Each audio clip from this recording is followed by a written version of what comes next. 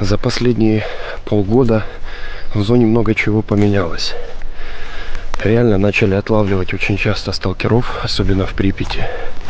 Такое ощущение, что полиция, да и вообще, в принципе, вся охрана зоны начала работать намного лучше. Например, если раньше ночное время для сталкера было относительно безопасным, то сейчас патрули ездят даже ночью.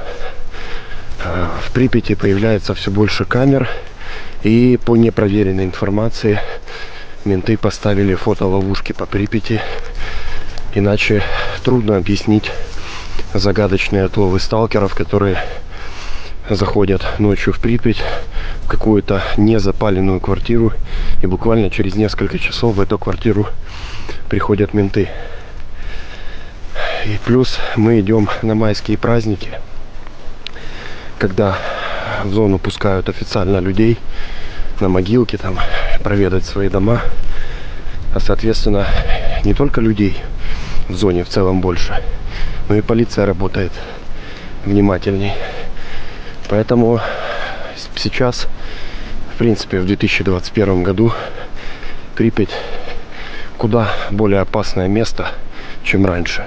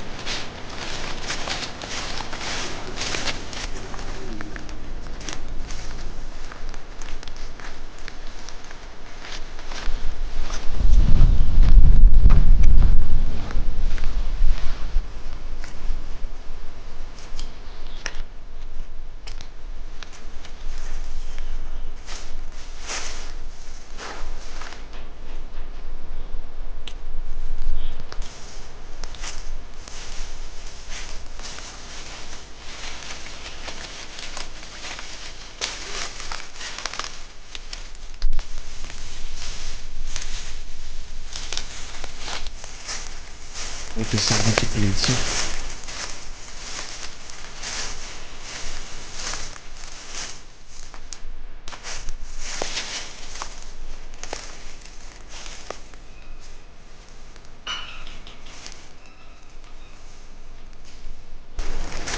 Когда идешь по Припяти, ветер создает множество звуков, которые могут быть как человеческими, так и нечеловеческими. Ну вот я имею в виду, например, на крыше какая-то там железяка, и она от ветра стучит. А так же самое, эту железяку может зацепить и человек, и ты никогда не узнаешь, кто это. Был случай, гуляла группа по Припяти, тоже был ветер, много звуков, и вроде бы как обычный скрип окна от ветра. Оказалось, это была полиция.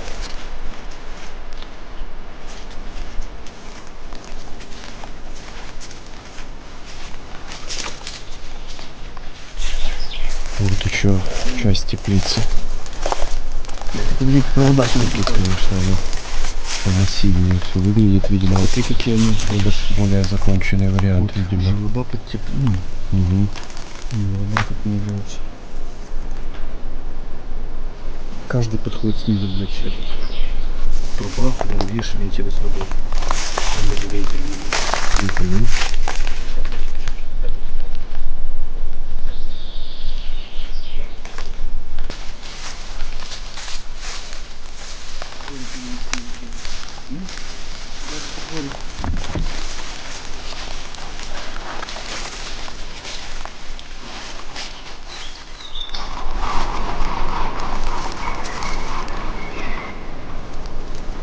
Надеюсь, было слышно на видео этот звук. Вот о каких звуках я говорил. И непонятно, что-то сахари. Человек это делает или ветер, хуй поймешь. Еще другой звук.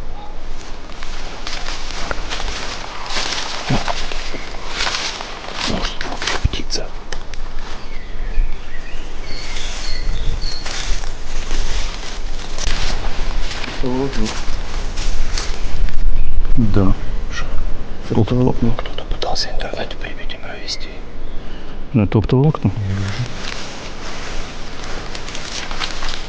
Новый проект Круасан.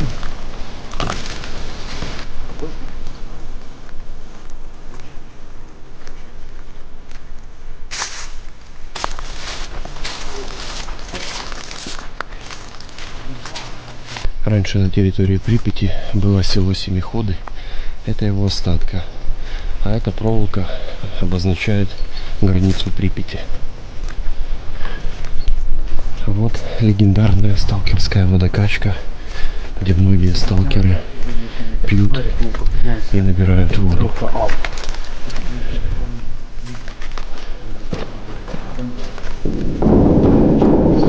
Судя по полу, делать это здесь с каждым годом становится все опаснее. Я бы, например, не рискнул туда идти, да и вода не внушает доверия. Смысл здесь набирать воду, если совсем рядом река? Спустился и набрал нормальной воды. Но тем не менее место легендарное.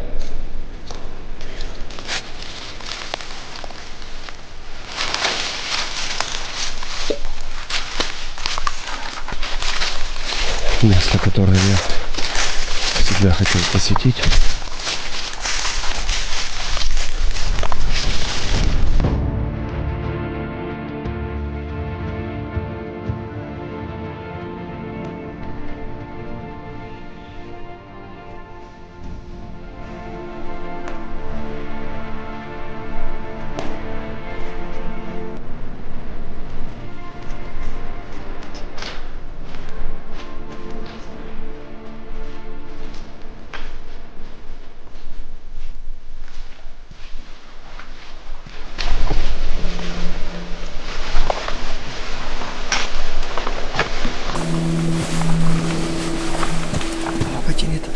Да, вытягивает.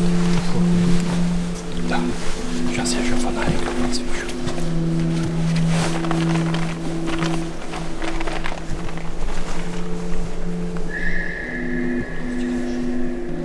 Да. Да, кинотеатр, конечно, в очень плачевном состоянии.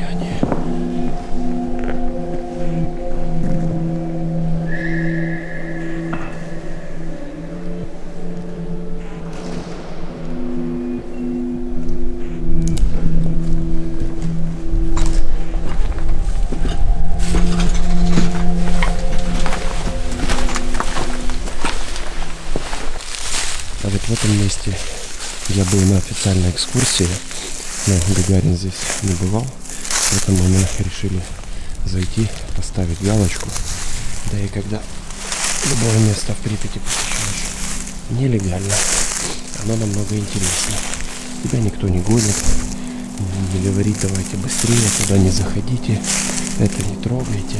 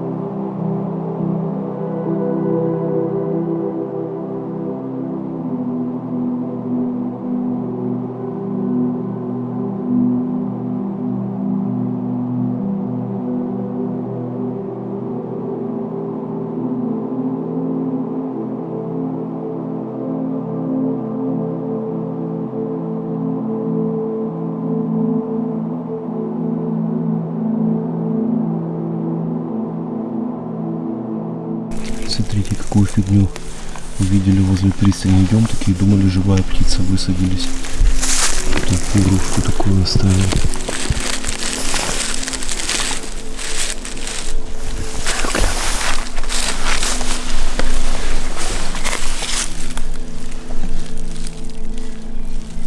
Это Цаременко, видишь? А, это не... Я понял, да. Фигурка огородная. Понятно. Розничная цена с НДС рубли и копейки. Еще и с России приехал.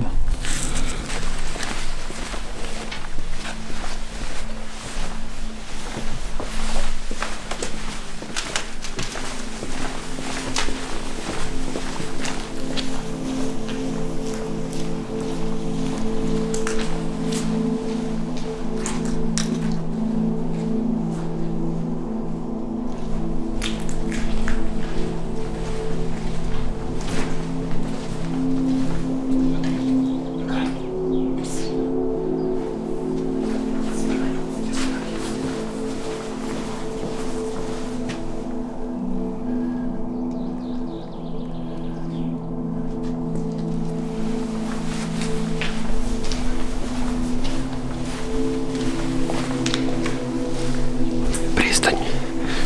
Очень туристическое место, поэтому мы здесь и так задержались и быстренько уходим.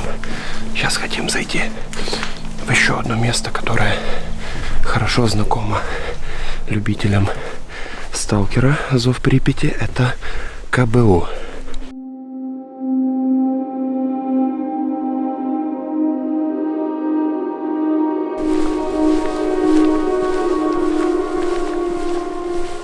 Там колесо. Да. Там колесо обозрения. Это буквально центр Припяти.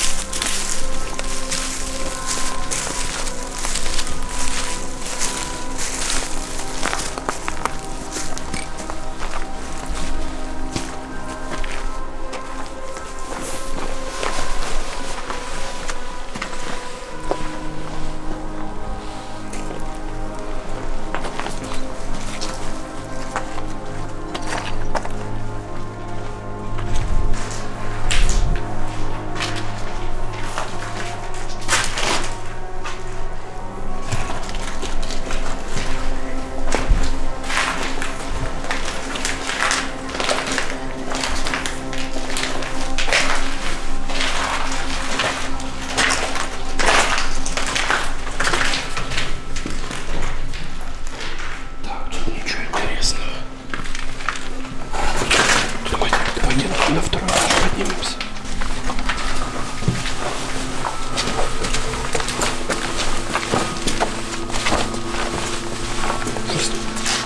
Я наверх точно не полезу никуда. Что случилось?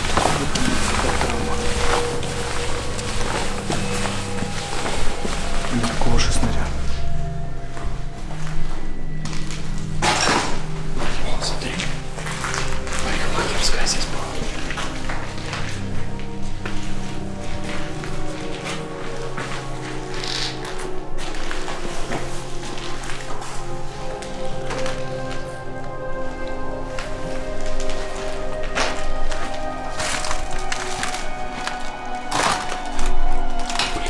Я тебя испугался.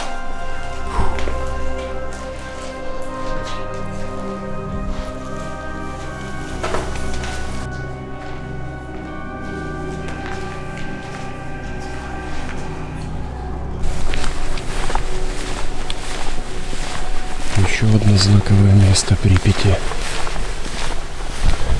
Обвалившаяся школа.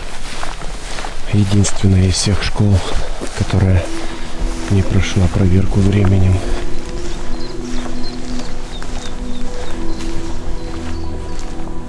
Еще одно легендарное во всех смыслах место — это медсанчасть. Я имею в виду не подвал медсанчасти, а весь комплекс, потому что в комплексе много зданий. Здесь и морг, и роддом, и еще что-то. Мы пришли в медсанчасть. Сейчас если постараемся исследовать, конечно, не все, но хотя бы саму медсанчасть. В подвал мы спускаться не будем, сразу скажу. Почему? Потому что нам оно нахер не надо. А за хайпом мы не гонимся. На видео этого подвала столько, что можно на полочку складировать. Нам это не надо. Вот, поэтому просто посмотрим медсанчасть.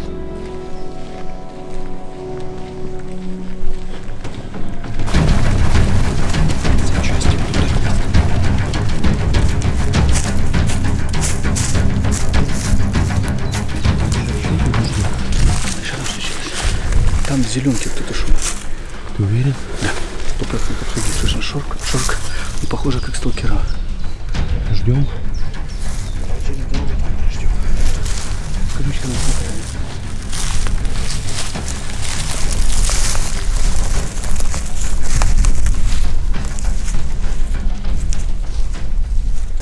Немножко пересидели. Сейчас попробуем еще раз зайти в медсанчасть. Если нам не показалось, и там действительно кто-то лазил, тут два варианта. Либо сталкеры, либо менты кого-то увидели, либо искали там, либо засаду пытались сделать. Так, попытка номер 2 зайти в медсанчасть. Вы должны понимать, что обойти медсанчасть всю, это нужно часа 3. Здесь 5-6 зданий различных. Детская поликлиника, обычная, морг, роддом. Ну, как в любой большой какой-то областной больнице, много зданий.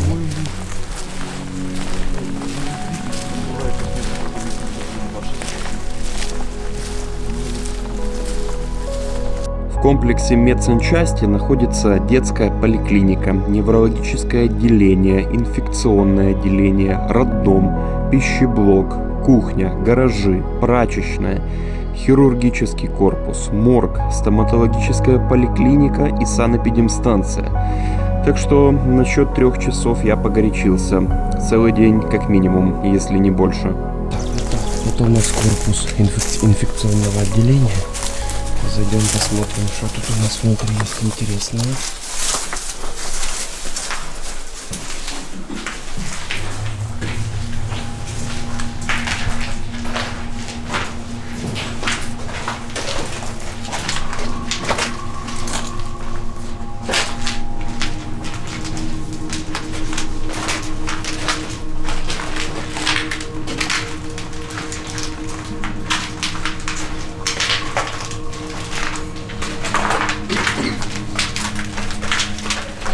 Это, видимо, одна из палат.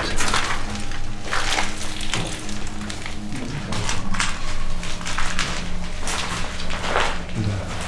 Палата, а здесь, видимо, ванная комната была.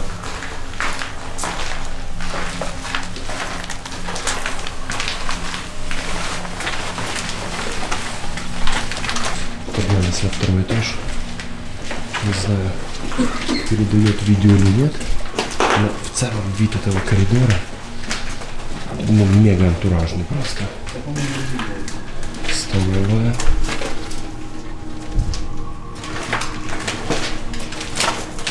Кабинеты. Кабинет номер 14. А здесь, видимо, тоже какая-то палата была.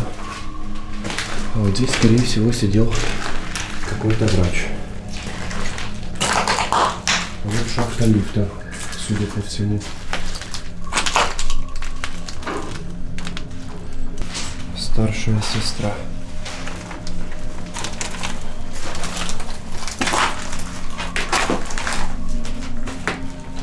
Книжечки, колбочки до сих пор лежат, лекарства какие-то были.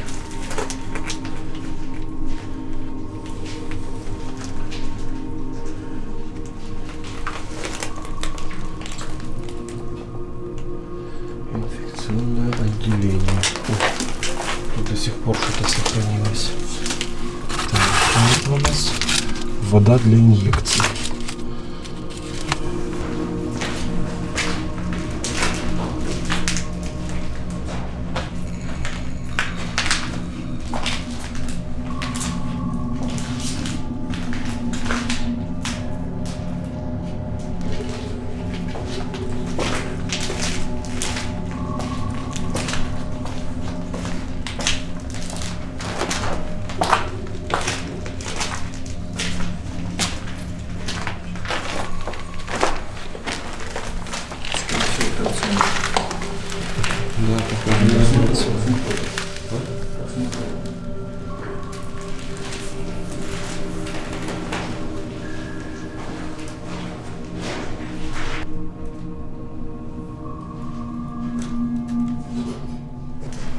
таких вот волнах мылись пациенты, которые лежали в инфекционке.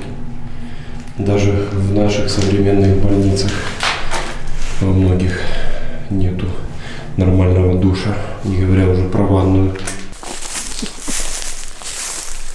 Следующая точка маршрута – это роддом. Находится рядом с инфекционным отделением.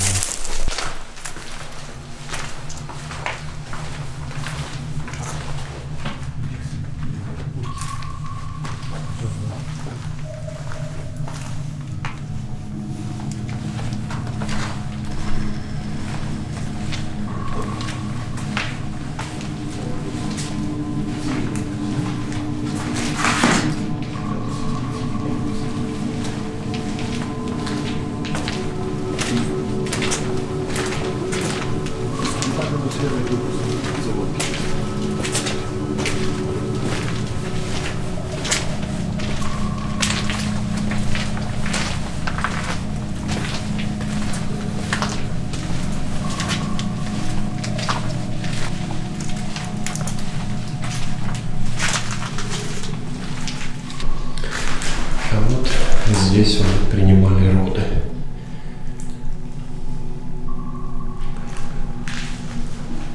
А вот на втором этаже коридор намного антуражнее, чем на первом.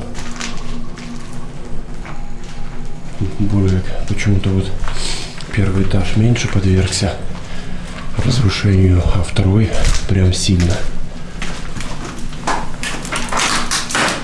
Что ты нашел, Сань?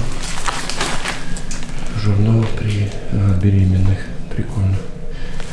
Что там записано? Вообще, только еще. Адрес. Кто когда родил, адрес, да? Не знаю, родил ли, потому что беременна пока только. Может, ввели учет. Месяц, ну, вот там типа. Кто-то, наверное, когда поступил. Может быть.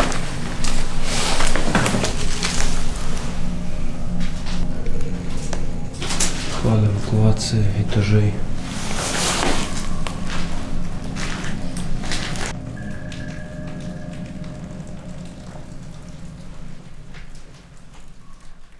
Следующий и последний пункт нашей прогулки по медсанчасти – это морг.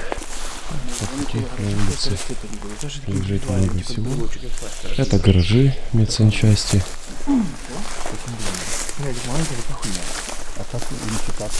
У вас мог возникнуть вопрос, почему мы не показываем радиацию в медсанчасти? Потому что бобер забыл дозиметр. Мы его уже поругали за это. Сами в шоке, как можно было пойти в медсанчасть и не взять с собой дозиметр, оставить его на хате. Но на самом деле опасен только подвал, остальное, в принципе, там ничего такого опасного нету. Вот мы подходим к моргу.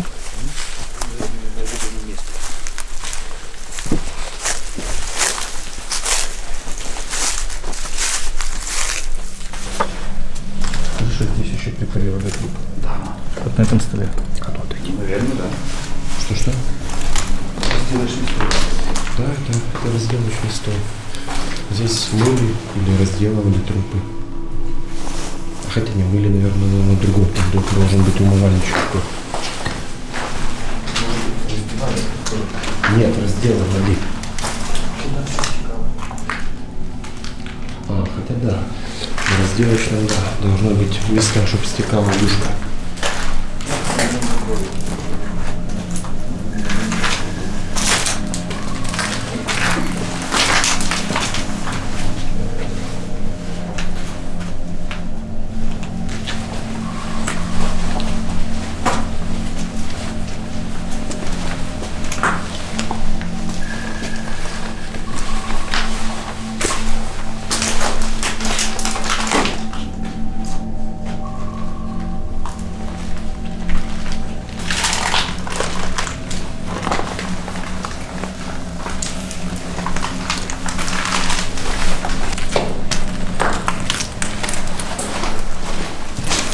Да, вот это уже разделочная точка. Ну и мыли просто. Не все же трупы разделывали. Некоторые хоронили без вскрытия. по религиозным, например, причинам. Хотя в СССР этого могло не быть. Сейчас это есть, я знаю. А вот было ли это в СССР, неизвестно. Кстати,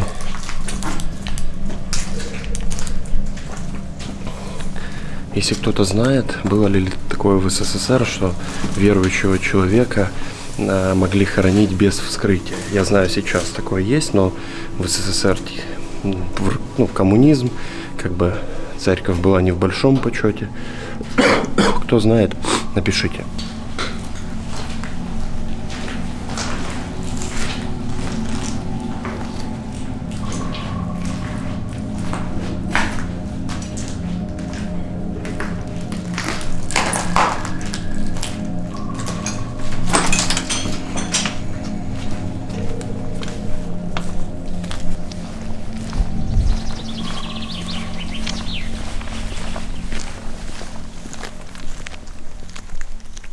План на первый день по Припяти выполнен.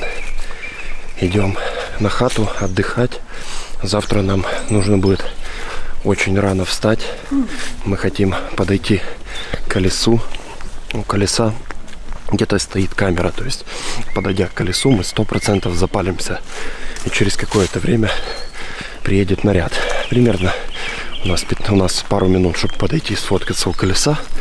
И минут 10 на то, чтобы свалить. Еще в планах есть посещение квартиры Стаса Полесского, которую они недавно сделали, совсем свеженькая. Она как раз не очень далеко от колеса. Если получится, заглянем и туда.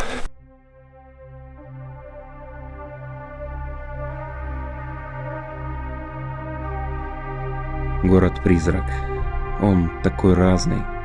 Осенью меланхолично красивый, весной летом цветущий, живой, а зимой холодный и мертвый. Мне кажется, что каждый человек, попадая в Припять, чувствует ее по-разному. Лично я не ощущаю здесь какой-то мертвой, гнетущей атмосферы. Для меня Припять завораживающе умиротворенная. Это место, где всегда царит тишина, но при этом издаются тысячи звуков.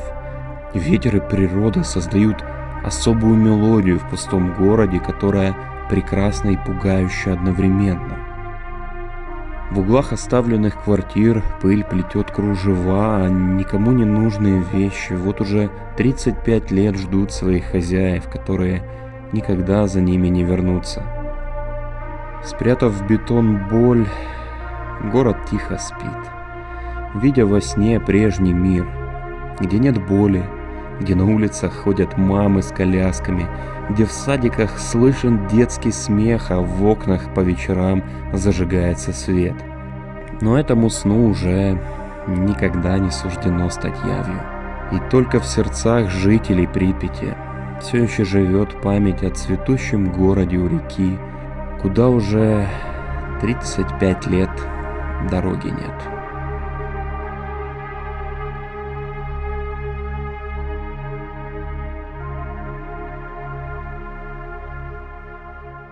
Смотрите в следующей серии.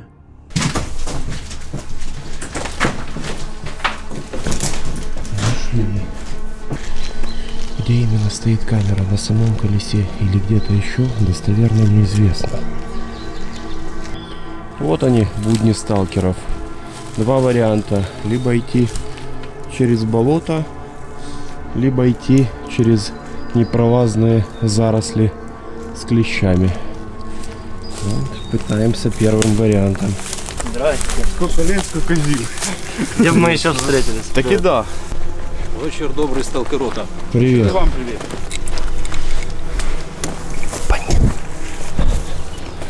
Все, мы на большой земле.